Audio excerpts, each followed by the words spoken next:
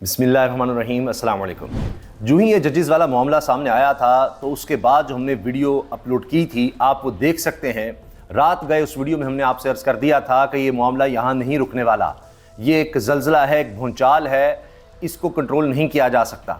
और मैंने देखा कि बहुत से सीनियर लोग ये बातें करने लग गए कि जी अभी तो देखें आप ऐसे ही कह रहे हैं, ये जो बातें आ गई, ये जो ख़त आ गया, 6 जजेस का मामला आ गया, रुको ज़रा सब्र करो, देखो तो सी क्या होता है, अभी देखना क्या हो जाएगा, सुबह क्या हो जाएगा। क्या होना था, फुल कोर्ट इजलास बुलाना पड़ गया है चीफ जस्टिस काजी फाइसा साहब को,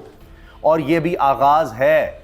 और भी बहुत सी खबरें मैं आपके सामने रखने वाला हूँ जिससे आपको अंदाज़ा हो जाएगा ये मामला किस तरफ जा रहा है। सब लोग इमरान खान के साथ इकट्ठे होने जा रहे हैं, ये बात आप नोट कर लीजिए। सब लोग इमरान खान के साथ इकट्ठे होने जा रहे हैं, इमरान खान के साथ खड़े होने जा रहे हैं। हामिद मीर साहब ने शाहजेब खानज़ादा के शो में इस बात का इंकशाफ भी कर दिया है कि इमरान खान ये कहते हैं कि जी मैं अवाम के साथ खड़ा हूँ, लोग मेरे साथ हैं और लोग पाकिस्तान के अवाम मज़ाहमत चाहते हैं, वो अब खड़े होना चाहते हैं। वो तंग आ गए हैं इस 76 साल के निज़ाम से कि जिस तरह से मुल्क चलाया गया, अब लोग मज़ाहमत चाहते हैं और मैं उनके साथ हूँ और मेरे साथ हैं। और हामिद मीर साहब ने कहा कि अभी ये तो आपने 6 जजेस का मामला देखा है जिसको कहा जा रहा है बड़ी दिलेरी है, इसमें इस्लामाबाद हाई कोर्ट बार हो, दीगर बार्स हो, वो शामिल हो गई हैं। आप देखें लोग शामिल हो रहे हैं। 5 बार्स का मैं आपको बता देता हूँ, तमाम पाकिस्तान के वकला, उनकी बार्स जो रिप्रेजेंट करती हैं वो सब इकट्ठे हो रहे हैं। सिंध हाई कोर्ट बार, ठीक है जी, इसमें पूरा सिंध आ गया, लाहौर हाई कोर्ट बार, इसके अलावा इस्लामाबाद हाई कोर्ट बार वफाकी दारुल-हुकूमत से, पेशावर हाई कोर्ट बार और बलूचिस्तान हाई कोर्ट बार। तो चारों सूबों की रिप्रेजेंटेशन हो गई है, चारों सूबों के वकला इकट्ठे हो गए हैं और वो तहरीक चलाने का भी कह रहे हैं, वो इंक्वायरी का भी कह रहे हैं।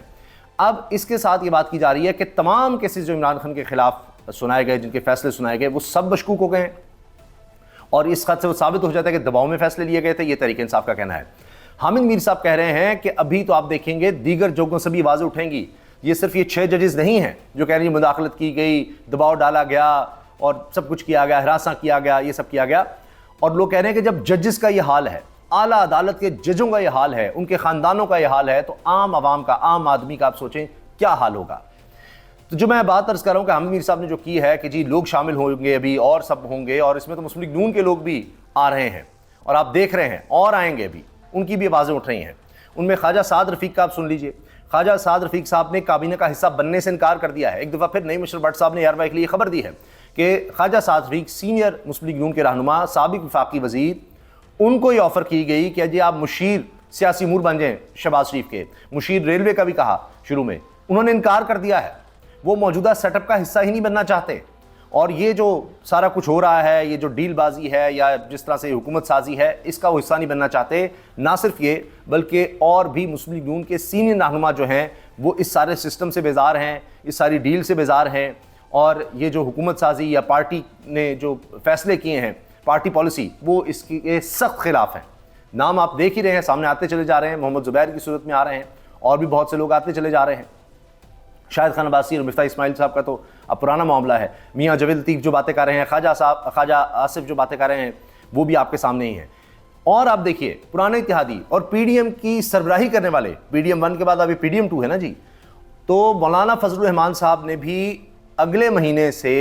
ऐलान कर दिया है तहरीक का, एहतजाजी तहरीक का ऐलान कर दिया है, और कह रहे हैं पूरे पाकिस्तान में हम अब जलसे करेंगे और इस तहरीक को चलाएंगे, और ये अवामी असम्बली तहरीक है। उन्होंने बाकायदा वीडियो पैगाम जारी किया है कि ये असम्बली भी हम नहीं मानते, इलेक्शन का ही बॉयकॉट करते हैं, जो ज़मीनी इलेक्शन है उनका भी बॉयकॉट कर रहे हैं, और इलेक्शन गलत हुए हैं, इलेक्शन कमीशन के हाथ में कुछ भी नहीं है, और हम अब एहतजाज करेंगे, अवाम में जाएंगे। और आप याद रखिएगा कि फवाद चौधरी साहब ने ज़ेरे हिरासत होते हुए भी ये बात कही थी कि अगर मौलाना साहब मैनेज ना हुए, अगर मौलाना फजलुर रहमान साहब मैनेज ना हुए तो ये हुकूमत नहीं ठहर सकेगी, क्योंकि उन्हीं की स्ट्रीट पावर पर ये पीडीएम बनाकर उसकी ताकत दिखाते रहे थे। अब वो स्ट्रीट पावर इनके खिलाफ जब इस्तेमाल होगी तो इनके पास तो अवामी मैंडेट ही नहीं है, इनके पास अवामी ताकत ही नहीं है, अवाम इनके पीछे नहीं खड़े। तहरीक इंसाफ की दफ़ा जब सब कुछ हो रहा था तब बात और थी कि जी धरना भी दिया, एहतजाज भी करते रहे, उससे फ़र्क नहीं पड़ा था। फिर आखिरकार फिर रजीम चेंज के लिए कहाँ कहाँ से मतलब डोरें हिलाई गई, क्या क्या हुआ, और फिर सारा मंजर आपके सामने है। तो अब तो फजलुर रहमान साहब भी सामने आ रहे हैं, तो इसके बाद हालात जो हैं बड़े मज़ीद मुश्किल हो जाएंगे। फुल कोर्ट इजलास का मैं आपसे अर्ज़ कर दूं कि इसी खत के तनाजुर में जो 6 जजेस ने लिखा है, चीफ जस्टिस काजी फैसल साहब को बुलाना पड़ गया है, और इसमें ज़ाहिर है कि सब जजेस शरीक होंगे सुप्रीम कोर्ट के اس کے علاوہ اس سے پہلے حالات بڑے دلچسپ اس لیے بھی ہو گئے کہ جو اٹارنی جنرل ہیں منصور عوان صاحب، ان سے بھی چیف جسٹس نے ملاقات کی، اور یہ وہی اٹارنی جنرل ہیں جو نگران حکومت کے چلتے چلے آ رہے ہیں، اور اس کے ساتھ ساتھ انہوں نے وزیر قانون سے بھی ملاقات کی ہے۔ تو اب یہ وفاقی حکومت کے دونوں اہم رکن ہیں۔ اب عجیب بات ہے کہ وفاقی حکومت کے اہم ارکان سے ملاقات کر رہے ہیں، جن کی حکومت میں ہوتے ہوئے یہ سب کچھ ہوا۔ ججز کی فیملی کو کسی کو کوئی اغوا کر رہا ہے، کسی کی ویڈیو بنا رہا ہے، ان کے بیڈ رومز تک گھسے ہوئے ہیں، یہ سب کچھ جو ہوا ہے اس کی حکومت سے کے رہنماؤں سے انہوں نے مشاورت بھی کی ہے۔ اچھا جی، اب ایک اور چیز جو میں عرض کر رہا ہوں کہ اور لوگ سامنے آئیں گے، ابھی تو آپ دیکھیے آغاز ہے، سب لوگ اس میں شامل ہوں گے۔ تو اس پر وسیم ملک بڑے زبردست رپورٹر ہیں، وہ لکھتے ہیں کہ ابھی تو سپریم کورٹ کے ایک جج کی کہانی سامنے نہیں آئی کہ کیسے خفیہ ایجنسیوں نے انہیں بلیک میل کرنے کے لیے ان کی فیملی کا ڈیٹا نکلوایا، سوشل میڈیا پر لگوایا، کردار کشی کی، ان کے اثاثوں کی چھان بین کی۔ یہ جج صاحب بھی ماضی میں اسلام آباد ہائی کورٹ سے تعلق رکھتے تھے، ان کے جرائم کی فہرست تو بڑی طویل ہے، لیکن حال ہی میں انہوں نے کچھ ایسے کام کیے جو آئین و قانون کی پاسداری کے لیے تھے، تو اس لیے جناب ان کے ساتھ یہ سب سلوک کیا گیا۔ اچھا جی، اب اس کے ساتھ آپ یہ سنیے کہ حامد میر صاحب کیا کہہ رہے ہیں۔ پاکستان کی عوام مزاحمت چاہتی ہے، اب تو ہائی کورٹ کے ججز بھی خط لکھ رہے ہیں کہ خفیہ اداروں کے دباؤ سے نکالا جائے، یہی بات تو عمران خان بھی کرتا ہے، اب عمران خان کا بیانیہ ہر طرف پھیلے گا۔ اور یہ سن لیے حامد میر۔ اس کے مطابق چل رہا ہوں، مجھے حکومت ملتی ہے نہیں ملے، مجھے جیل سے رہائی ملتی ہے نہیں ملے، لیکن میں وہی کر رہا ہوں جو پاکستان کے عوام چاہتے ہیں، اور پاکستان کے عوام چاہتے ہیں کہ مزاحمت ہونی چاہیے۔ اور اب عمران خان کہہ رہے ہیں مجھے رہائی ملے نہ ملے، میں جیل سے باہر آؤں نہ آؤں، لیکن میں مزاحمت جاری رکھوں گا، کیونکہ عوام جو چاہتے ہیں میں وہ کروں گا، عوام مزاحمت چاہتے ہیں۔ عمران خان صاحب نے یہاں تک کہا ہے کہ مجھے جیل میں رکھنا ہے رکھ لیں، باقی میرے رہنماؤں کو رہا کر دیں۔ اور ابھی آپ دیکھیے کہ پریز لاہی صاحب، ان کی طبیعت اتنی زیادہ خراب ہو گئی، پہلے پسلیاں ٹوٹیں، پھسلے، چوٹیں آئیں، اب ان کو پمز ہاسپٹل آخرکار داخل کروایا گیا، ان کی حالت زیادہ بگڑ گئی۔ تو حامد میر صاحب مزید کیا کہہ رہے ہیں سنیے گا کہ کس طرح سے کون کون اب شامل ہونے والا ہے۔ دیکھیں کہ اب تو جو ہائی کورٹ کے ججز ہیں وہ بھی اس قسم کے خط لکھ رہے ہیں کہ جس میں وہ کہہ رہے ہیں جی کہ جو خفیہ ادارے ہیں ان کے دباؤ سے نکالنے کے لیے کوئی قدم اٹھایا جائے۔ تو عمران خان صاحب بھی یہی کہہ رہے ہیں۔ اب چونکہ اس خط میں ہے کہ سپریم جوڈیشل کونسل سے کہا گیا ہے کہ بتائیں اس صورت حال میں ہم کیا کریں، کیا کیا جائے جج جس کے ساتھ اس طرح سے ہو، کیونکہ خط لکھا اسلام آباد ہائی کورٹ کے چیف جسٹس عامر فاروق کو خط لکھا، قاضی فائزہ صاحب کو بھی نوٹس ملا ہے، سب کو بتایا گیا۔ تو جب کچھ نہیں ہو رہا، مثال کے طور پر بلوچستان ہائی کورٹ بار تو یہ کہہ رہی ہے کہ سو موٹو لیا جائے اس پر، اور جو لوگ اس میں ملوث ہیں ان کے خلاف کارروائی کی جائے۔ یہی بات اسلام آباد ہائی کورٹ ہے، بار ہے، اور جتنے بھی بارز ہیں وہ سب یہ مطالبہ کر رہی ہیں اور کہہ رہی ہیں جی ورنہ ہم تحریک چلائیں گے، یہاں تک کی بات ہو رہی ہے، اور اس پر کمیشن بٹھانے کا کہہ رہے ہیں۔ تو فل کورٹ اجلاس کا بھی ظاہر معاملہ ہو گیا، تو یہ چیز آگے بڑھے گی اور آوازیں مزید آئیں گی، لوگ اور زیادہ کھڑے ہوں گے۔ خیال ہے کہ یہ آہستہ آہستہ جو ان کا نیریٹو ہے، ان کا جو بیانیہ ہے، یہ صرف پولیٹیکل پارٹیز میں نہیں، یہ ہر طرف پھیلے گا، اور آپ کو زیادہ انتظار نہیں کرنا پڑے گا۔ تھوڑے دن میں آپ دیکھیں گے کہ مسلم لیگ نون سے بھی ایسی ہی آوازیں آئیں گی، ویسے تو آنی شروع ہو گئی ہیں۔ اب اس کے لیے زیادہ انتظار نہیں کرنا پڑے گا کہ عمران خان کا جو بیانیہ ہے وہ پورے ملک میں پھیلے گا، اور اس میں اور لوگ بھی شامل ہوں گے، صرف سیاسی جماعتیں نہیں۔ ابھی آپ دیکھ رہے ہیں کہ یہ کہ جی مداخلت پر ججز ہیں، ابھی بیوروکریسی ہے۔ آپ نے دیکھا کسی حد تک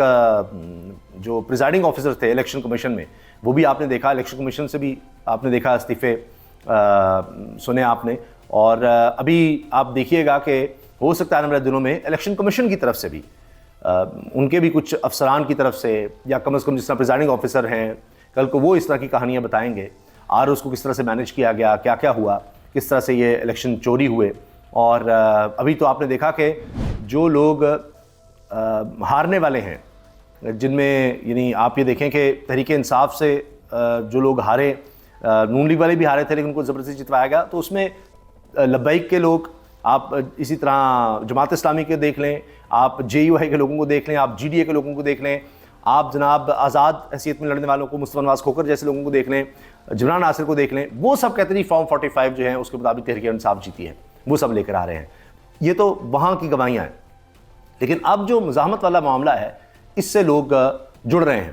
اور اب یہ بات کہی جا رہی ہے کہ جی دیکھیں اگر ایک